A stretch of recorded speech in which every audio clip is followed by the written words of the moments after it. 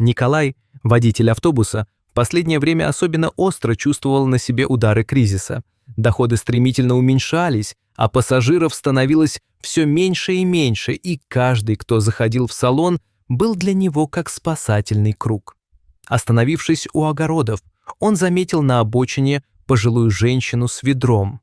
Что-то в ее усталой фигуре привлекло его внимание. Это была Клавдия Петровна. Она жила в маленьком поселке неподалеку и каждый день выбиралась сюда, чтобы попытаться заработать хоть немного денег, продавая яблоки из своего сада. Ее пенсия была смехотворной и не покрывала даже базовые потребности. Муж давно ушел из жизни, оставив ее одну, а внук, единственный родственник, почти забыл дорогу к бабушкиному дому. Но Клавдия Петровна не привыкла жаловаться на судьбу. С раннего утра она выходила с ведрами, полными яблок, стояла на холодной дороге и терпеливо ждала покупателей. Однако сегодняшнее утро сменилось серым прохладным вечером, и ее усилия, казалось, были совсем напрасны. Одно ведро яблок ей как-то удалось поменять на молоко и творог, а второе так и осталось непроданным.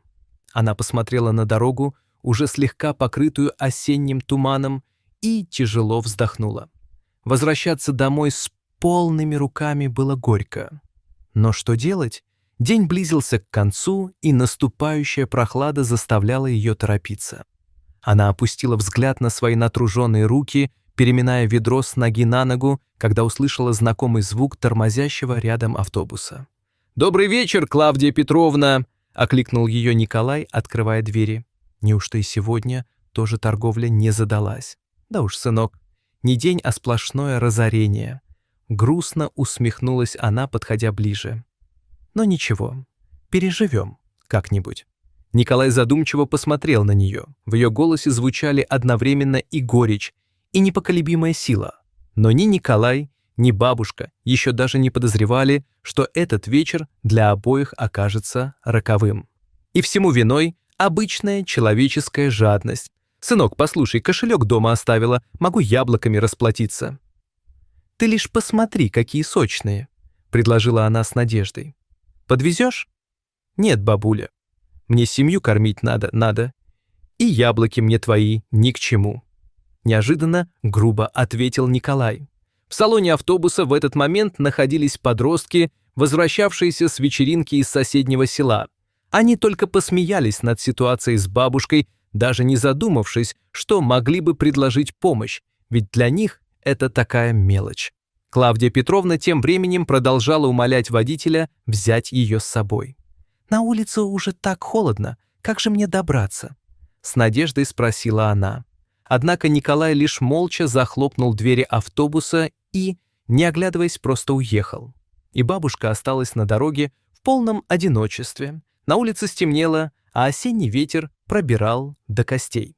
В это время года на огородах уже никто не оставался, и помощи ей ждать было просто неоткуда. Медленно согнувшись под тяжестью ведра, она направилась вдоль дороги, втайне надеясь, что мимо проедет хоть какая-нибудь машина. Ее руки замерзали, и она спрятала их в карманы, стараясь хоть немного согреться. Каждый шаг давался ей с большим трудом, и иногда, останавливаясь, она присаживалась прямо на холодную землю, чтобы перевести дух, после чего снова пыталась продолжить свой путь. Ее ноги стали совсем тяжелыми, а от холода зрение уже мутилось. Окружающий мир словно застыл, ни одного автомобиля, ни единой души вокруг. Силы понемногу оставляли ее. А в это время Николай, вернувшись домой, пытался уснуть, но мысли, оброшенные на дороге старушки, никак не давали ему покоя. Он все больше ощущал угрызение совести и не мог понять, как позволил себе вот так жестоко обойтись с пожилым человеком. Наконец, не выдержав, он буквально вскочил с кровати, взял ключи от старой машины и поехал обратно в темноту ночи, прямо к тому месту, где оставил Клавдию Петровну. Но бедной старушки там уже не оказалось. В отчаянии он объехал все окрестности, надеясь, что она все еще где-то поблизости, но все тщетно. «Наверное, кто-то другой ей помог», — прошептал он сам себе, вернувшись домой с тяжестью на сердце. На следующий же день он подал заявление на увольнение. Ему больше не хотелось работать на месте, которое вызывало такое отчуждение. Жена его поддержала, а маленький сын, чье детское воодушевление всегда вдохновляло, тоже ободрял его. Время шло своим чередом. Николай нашел новую работу, и на этот раз с достойной оплатой и совершенно иным отношением к жизни.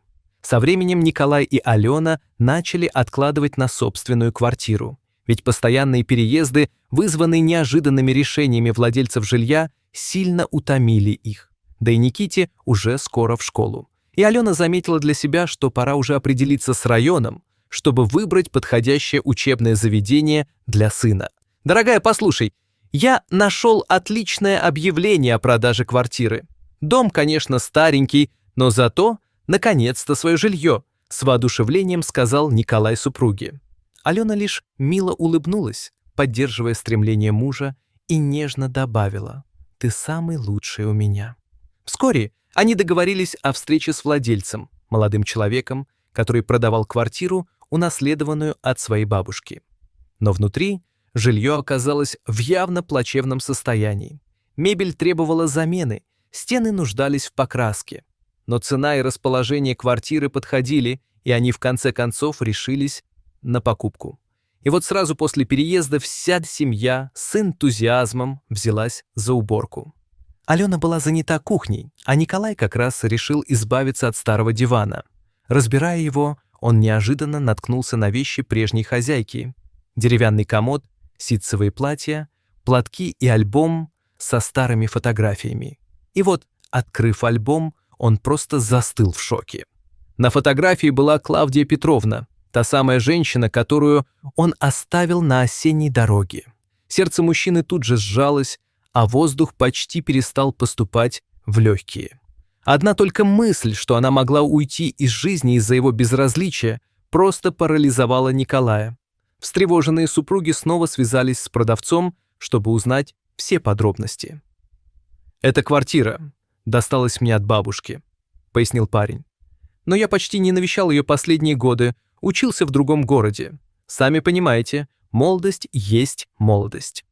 Мы не общались примерно 3 года. Она иногда отправляла деньги, но мне все равно не хватало». Он замолчал, а потом добавил: «О наследстве я узнал неожиданно, даже не знаю, где она похоронена».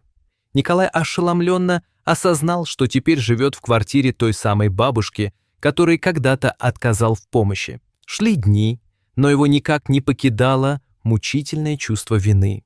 В конце концов, он решил посвятить себя волонтерской работе, помогая старикам и искренне надеясь, что хоть так сможет немного искупить свою вину.